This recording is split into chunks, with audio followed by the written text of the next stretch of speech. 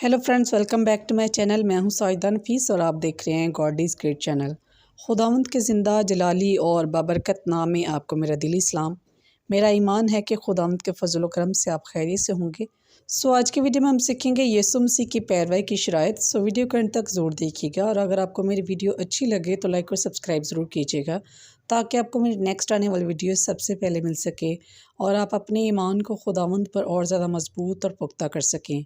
चलिए चलकर शुरू करते हैं अपनी वीडियो को और सीखते हैं यीशु मसीह की पैरवी की शराइत क्या है। बाप और बेटे और रूह कुद्दस के नाम में आमीन। मुक़द्दस मत्ती की इंजील उसका 8 बाब 18 आयत से लेकर 22 आयत तक।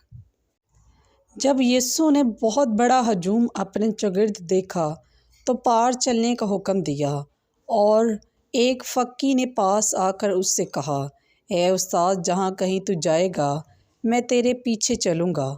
तो यीशु ने उससे कहा कि लोमड़ियों के लिए मांदे और आसमान के परिंदों के लिए घोंसले हैं, लेकिन इब्ने इंसान के लिए जगह नहीं जहाँ अपना सर भी रखे।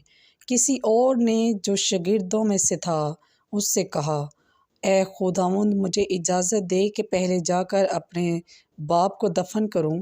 मगर यीशु ने कहा, तू मेरे पीछे हो ले और मुर्दों को अपने मुर्दे दफन करने दे।